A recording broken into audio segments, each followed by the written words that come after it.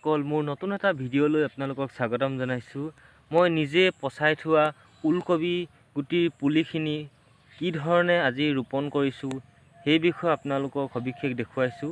কেনেধৰণে মই ওলকবি পুলিখিনি ৰোপণ কৰিছোঁ সেই বিষয়ে ভিডিঅ'টিত সম্পূৰ্ণকৈ দেখাইছোঁ আপোনালোকক।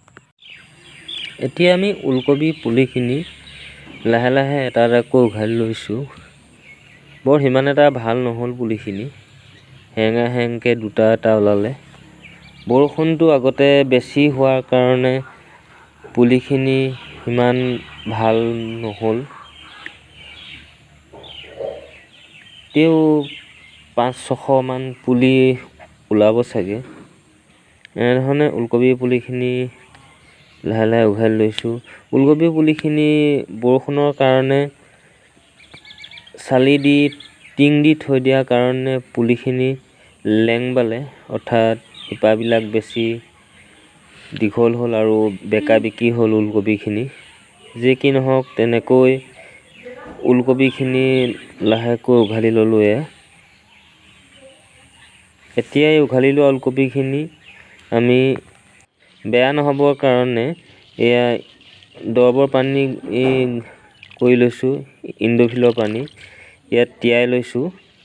কাৰণ তেতিয়া বতৰটো বিশেষ ডাৱৰীয়া, সেইকাৰণে ওলকবি পুলিখিনি বেয়া হৈ যাব। সেইকাৰণে এনেদৰে দৰবত ডুবাই টুকি লৈছোঁ ওলকবি পুলিখিনি। দৰবখিনিৰ পৰা টুকি লৈ ওলকবিখিনি এতিয়া মই মাটিখিনি য'ত খান্দি কৰি পাতি কাটি থৈছিলোঁ তাত এনেধৰণে 1.5 বেগেটমান আঁতৰে আঁতৰে ওলকবি পুলিখিনি ৰোপণ কৰি লৈছোঁ। গোবৰ সাৰ দিয়া নাই কাৰণ বতৰটো বৰষুণ দি আছে। ইয়াৰ কাৰণে গোবৰ সাৰখিনি এতিয়াই দিলে হয়তো খাৰ উঠি যোৱাৰ সম্ভাৱনা থাকে।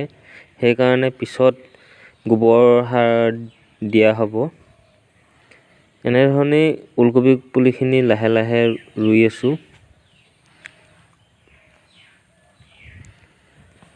মাজৰ গলিটো মই 1 হাতমান বহল কৰি লৈছোঁ। পিছত কোৰ মাৰি মাটি চপাবলৈ সুবিধা হ'ব। সিমান এটা ভাল হোৱা নাই পুলিখিনি। এনেধৰণে হাতেৰে মাটি চপাই ওলকবি পুলিখিনি ৰোপণ কৰি আছোঁ।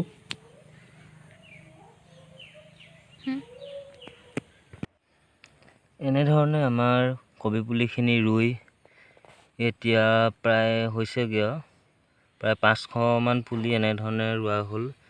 আগতে পচাই থোৱা গুটিখিনিতে 500 মান পুলিহে ওলালে।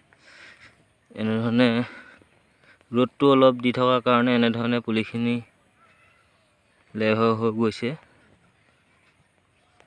এনেধৰণকৈ ৰুই থকা হৈছে পুলিখিনি।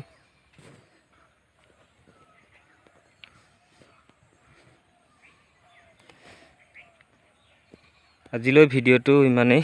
ধন্যবাদ।